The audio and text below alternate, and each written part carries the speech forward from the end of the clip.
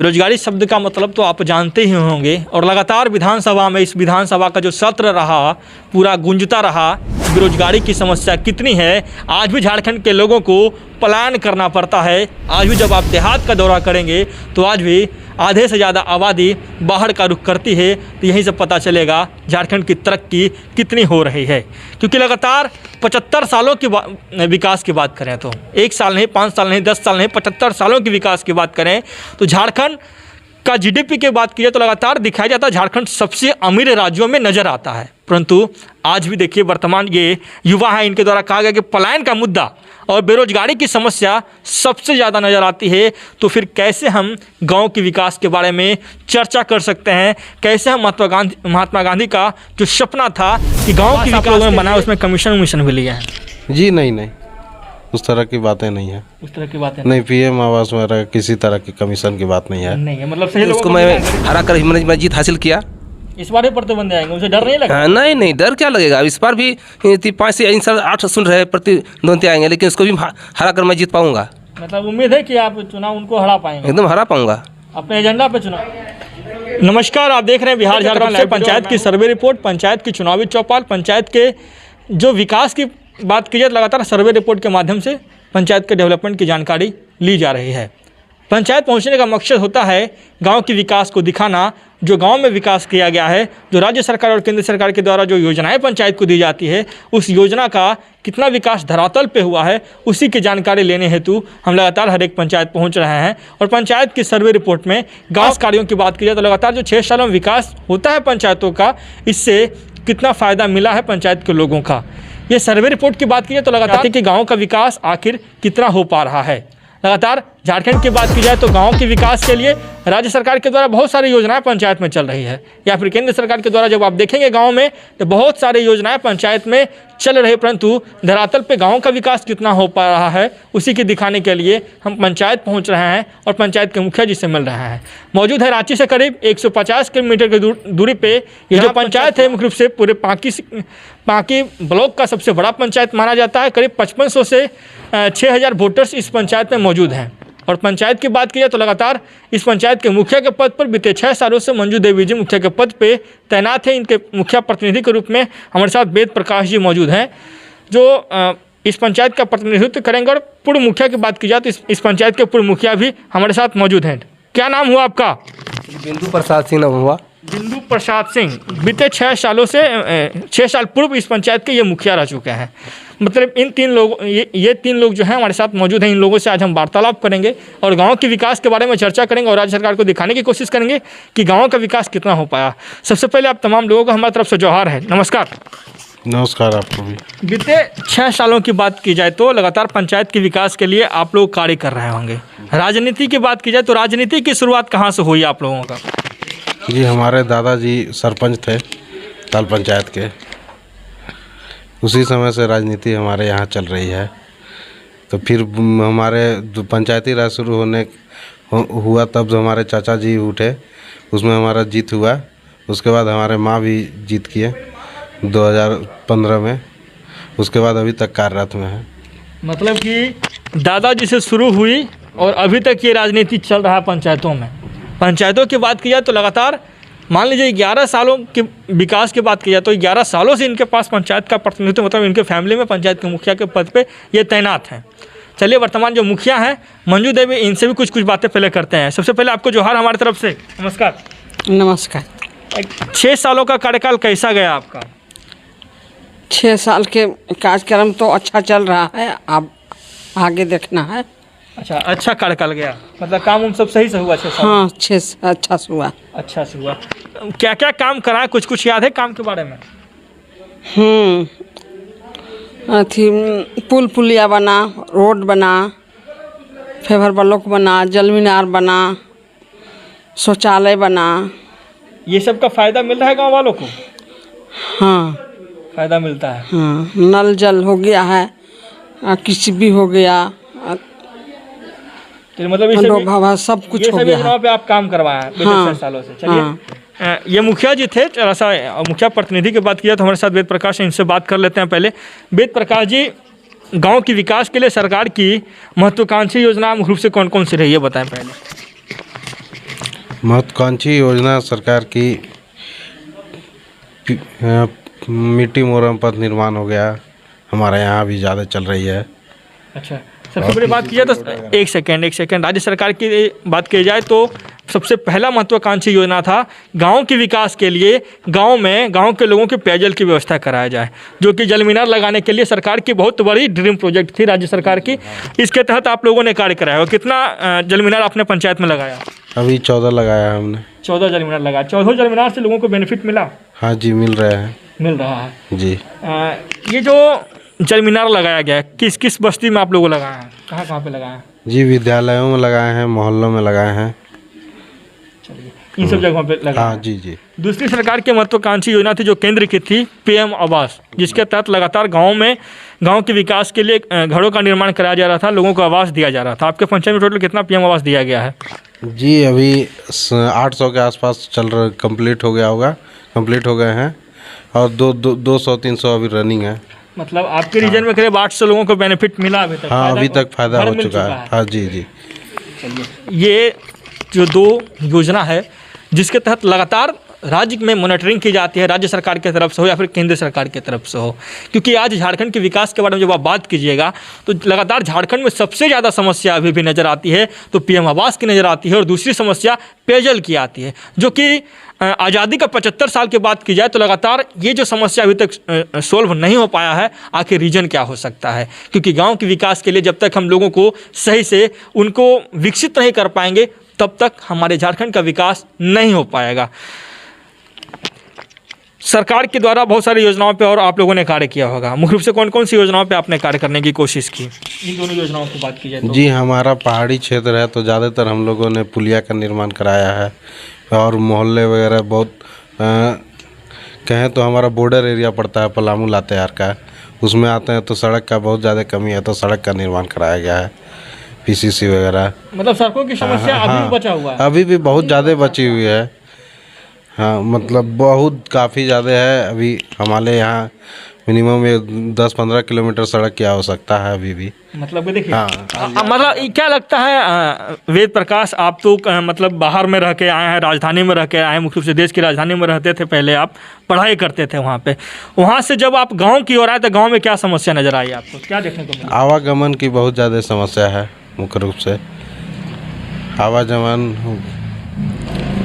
और ज़्यादा लिटरेसी अभी थोड़ी कमी है यहाँ पे।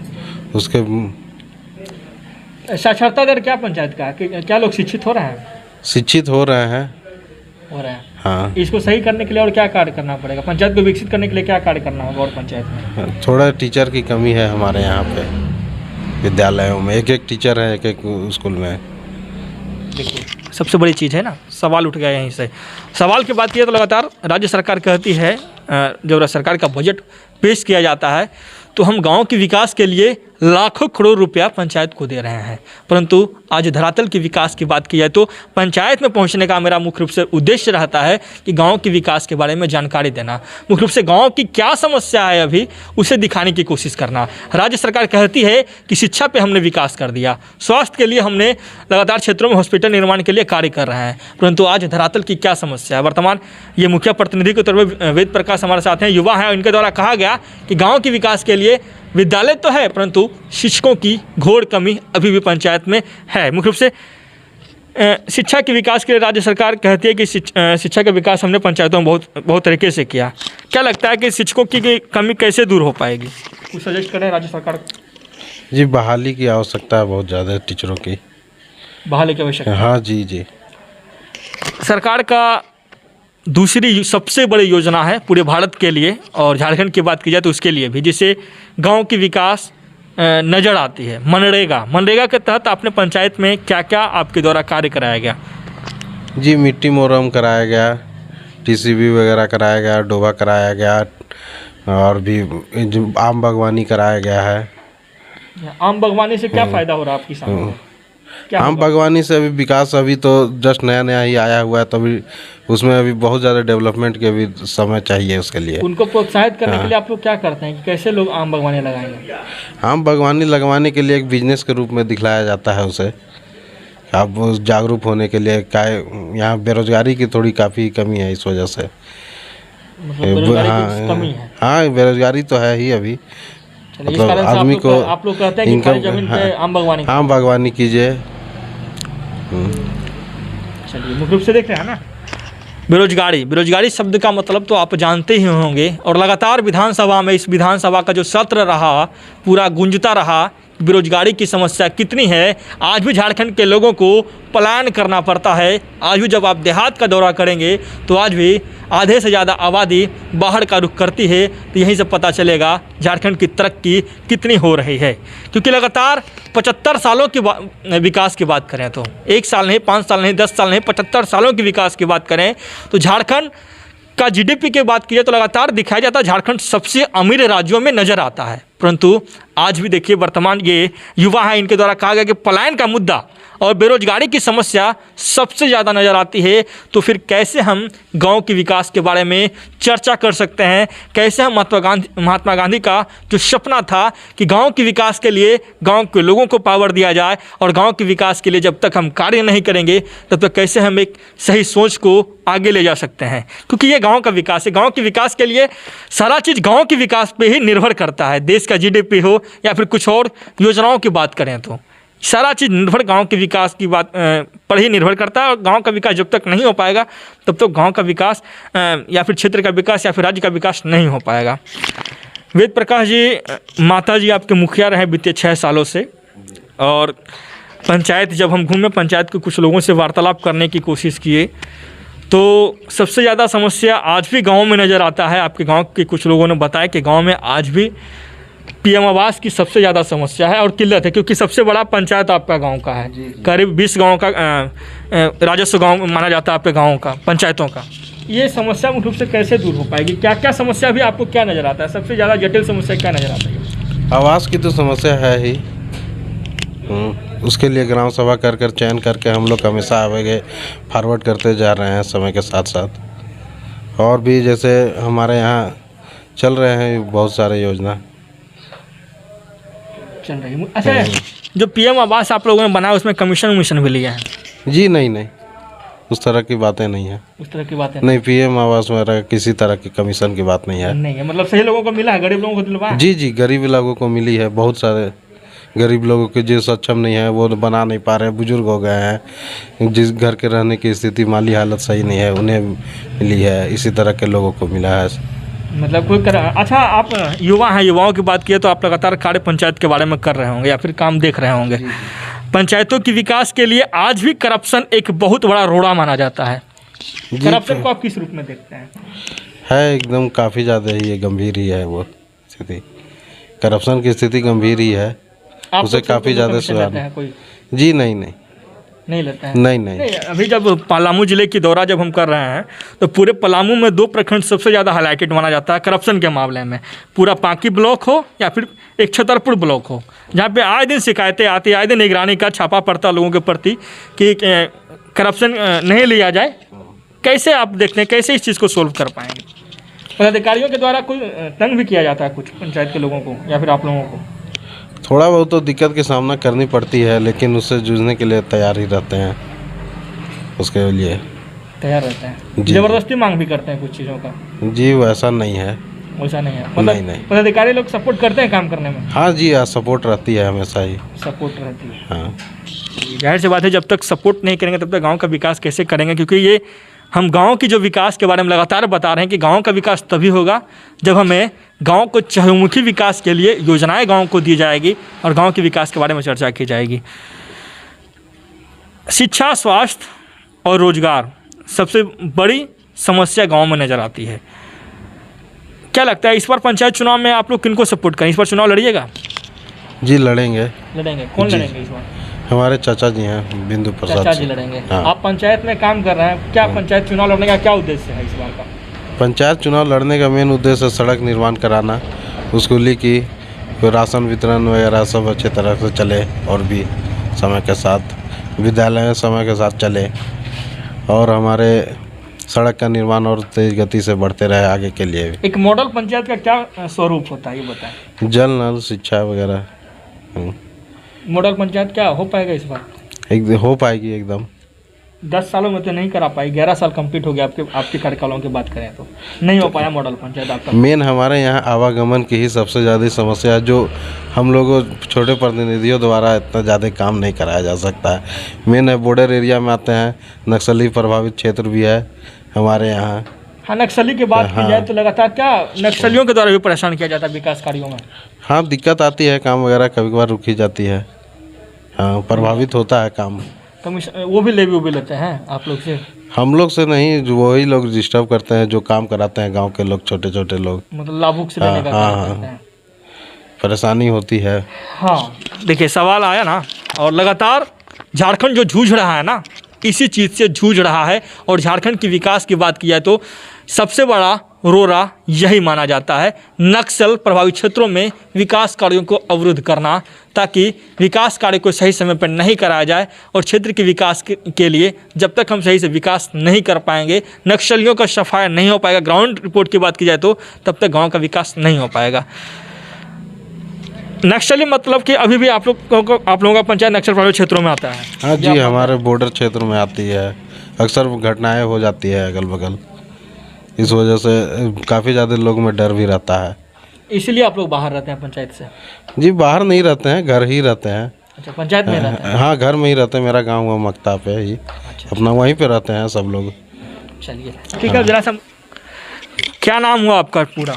मेरा श्री बिंदु प्रसाद सिंह नाम हुआ। हमारे तरफ से जोहार आपको। जोहार जोहार। 6 साल पूर्व आप अपने पंचायत के मुखिया के पद पे तैनात रहे। पंचायतों की विकास की बात की जाए तो आपके एरिया में क्या कार्य किया गया था पंचायत में, जो इस बार चुनाव में आप फिर खड़े हो रहे हैं? मेरे पंचायत में तो कार्य बहुत ऐसी हो ही चुका है, लेकिन कुछ जंगली क्षेत्र करते लंबा पंचायत चलती है, कुछ सुदूरवर्ती जंगली के चलते कुछ काम नहीं उतना नहीं पहुंच पाता है आदमी को, और आवागमन की बहुत कमी भी है। इसलिए हम लोग चाह रहे हैं कि ताकि हम लोग अपना पंचायत में व्यक्ति को लाभान्वित करें और सरकार को महत्वाकांक्षी योजना को लाभ मिले। अच्छा, पंचायत चुनाव लड़ने का क्या एजेंडा है इस बार का? एजेंडा है, जबकि चाह रहे हैं जहाँ भी जो कमी हो वहाँ उसके लिए हम लोग पूरा करें, और जो बहुत व्यक्ति को देखते हैं कि ये आने जाने में भी परेशानी है, और एजेंडा है कम से कम और विकास करें, जो मेरे पीरियड में भी हुआ था, और अभी पहले भी कुछ पेंशन कर चुके थे, अभी भी देखते हैं मेरा पंचायत में कि जो कुछ उम्र मेरा किसी को 50 है और कागजात में 50 है और उम्र 60 हो गया। इस चलते सोचते हैं इसको भी सुधार किया जाए, ताकि पेंशन से भी आदमी वंचित बहुत व्यक्ति रह चुका है। इसके मूल सुधार क्यों नहीं कराएं? आप ही के रीजन में तो आपके तो भतीजे के हाथ में तो कार्यकाल रहा है, आप ही के हाथों में कार्यकाल रहा है इन 6 सालों में, सुधार क्यों नहीं कराएं? सुधार तो करवाने की चाहते हैं, बहुत चाहते हैं, लेकिन ताकि सोच कर भी समझते काम को सफल नहीं हो पाता है। कागजात में देख रहे हैं किसी का पहचान पत्र में पहले लोग अंदाज में ही 50 बना दिया, और अभी उसको वर्तमान में देखते हैं कि मैंने उम्र 60 हो गया, और उसको पेंशन के लिए बहुत आतुर है। लेकिन हम लोग चाहते हैं कि अपने स्तर से सुधारें, लेकिन ब्लॉक में जाते जाते कहाँ विलम्ब हो जाता है और उसको सुधार भी नहीं हो पाता है। अच्छा, मंजू देवी के कार्यकाल में क्या क्या पंचायत का विकास है, कुछ नजर आया विकास कार्यों? हाँ, विकास तो है, पुल पुलिया हुआ है, मनरेगा से भी मिट्टी मोरम हुआ है, पीसीसी रोड भी हो रहा है, फाइबर रोड भी बना हुआ है। ऐसे बहुत आना जाने के आदमी जहाँ भी दुविधा दिक्कत था वहाँ पर भी आदमी को देख रहे हैं आवागमन। कुछ जहाँ चलने लायक रोड नहीं थी वहाँ पर तो आवागमन जो पंचायत से 200-250 फीट का योजना रहता है तो उतना ज़्यादा लंबा नहीं बन पाता है, क्योंकि जो छोटा योजना रहता है तो इसलिए उतना ही पर काम सीमित पूरा हो जाता है। अच्छा, मतलब ये आप मानते हैं कि गाँव के विकास के लिए योजना की राशि बढ़ाया जाए? हाँ, राशि बढ़ाया जाए, ताकि नीति कम से कम 500 से 1000 फीट लंबा रोड बने। पंचायत में मिलता है 500 फीट बनाने, क्या राशि आवंटन कम रहता है, इतना ही को स्वीकृत करना है। 250 रोड 300 फीट 250 फीट उतना ही कि मैंने 250-300 फीट के लमसम हम लोग स्वीकृत कर पाते हैं। के लिए आपके पास क्या एजेंडा है?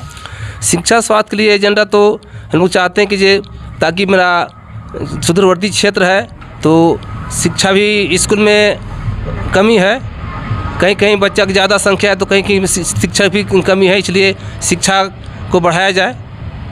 ये मानते हैं कि शिक्षा का बढ़ावा हो। हाँ, चलिए, पंचायत वासियों को संदेश देना चाहेंगे अपने तरफ से? प्रतिद्वंदियों को क्या संदेश देंगे? अब तो अपना ही हम तो चाह रहे हैं कि जो मेरे प्रतिद्वंदी पिछले बार भी मेरे आए थे, लेकिन उसको मैं हरा कर मैंने जीत हासिल किया। इस बार भी प्रतिबंध आएंगे, उसे डर नहीं लगा? हाँ, नहीं नहीं, डर क्या लगेगा। इस बार भी 5 से इन साल 8 सुन रहे प्रतिद्वंदी आएंगे, लेकिन उसको भी हरा कर मैं जीत पाऊंगा। मतलब उम्मीद है कि आप चुनाव उनको हरा पाएंगे? एकदम हरा पाऊंगा। अपने एजेंडा पे चुनाव जीतेंगे? हाँ। चलिए, देख रहे हैं ना मनोबल कितना टाइट है। यही होता है पंचायत चुनाव लड़ने वाले प्रत्याशी जो हैं, उनको मुख्य रूप से इनका मनोबल है। ये आप देख सकते हैं, इनके द्वारा कहा गया कि पंचायत चुनाव लड़ेंगे और जीतेंगे भी। और मंजू देवी जी से कुछ बातें कर ले। मंजू जी, आप एक महिला हैं, महिलाओं के विकास की बात कीजिए तो पंचायत की महिलाओं के लिए आपने क्या क्या कार्य किया?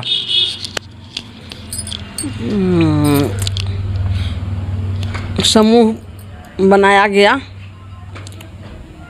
मतलब समूह के माध्यम से विकास वगैरह किया है पंचायत में? हाँ, लेडीज लोग के ही काम है। तो अच्छा अच्छा, शौचालय वगैरह भी निर्माण करवाया था पंचायत में? शौचालय ताल में बना था, ताल में समूह वाला। और ऐसे बाकी जल सहिया करवाई थी। जल सहिया करवाया था। सारा जो काम आप करवाए हैं गुणवत्तापूर्ण किया गया है? हाँ, हो गया है। अच्छा से किया करवाए हैं? हाँ। मतलब उम्मीद है कि इस बार हैट्रिक मारेंगे आप लोग, चुनाव जीतिएगा? जीत जाएंगे। काम किए इतना तो अच्छा, काम बनता तो है। अच्छा, मजदूरी लेने के लिए तैयार है मतलब जनता से? हाँ, तो इतना काम किए तो नहीं लेंगे। जाहिर सी बात है। देखिए, कार्य किए हैं और कार्य की बदौलत जनता वोट भी देगी। अगर आपने कार्य पंचायतों में किया है तो पंचायतों के विकास के लिए सबसे पहला और महत्वपूर्ण बात की जाए तो पंचायत के लोग ही होते हैं। अगर आप पंचायत के लोगों के लिए आपने कार्य किया होगा तो ज़रूर लोग सपोर्ट भी करेंगे। और गांव के विकास के लिए, गांव की सरकार के लगातार गांव का सर्वे रिपोर्ट का यही मतलब होता है कि गांव के विकास के बारे में पंचायत के लोगों से मिलकर, पंचायत के मुखिया से मिलकर उनके एजेंडा को दिखाना, उनके विकास कार्यों को राज्य सरकार और केंद्र सरकार तक ले जाना, ताकि गाँव का विकास के बारे में हम जानकारी दे सकें। लगातार हमारे साथ बने रहने का तमाम दर्शकों का बहुत बहुत धन्यवाद। मिलेंगे पंचायत के चुनावी चौपाल में, जहां मौजूद होंगे पंचायत के लोग, पंचायत की जनता, पंचायत के मुखिया करने के लिए। लगातार हमारे साथ बने रहने तमाम दर्शकों का बहुत बहुत धन्यवाद। रांची से करीब 150 किलोमीटर की दूरी पे ताल पंचायत से केशव सिंह की ब्यूरो रिपोर्ट। बहुत बहुत धन्यवाद।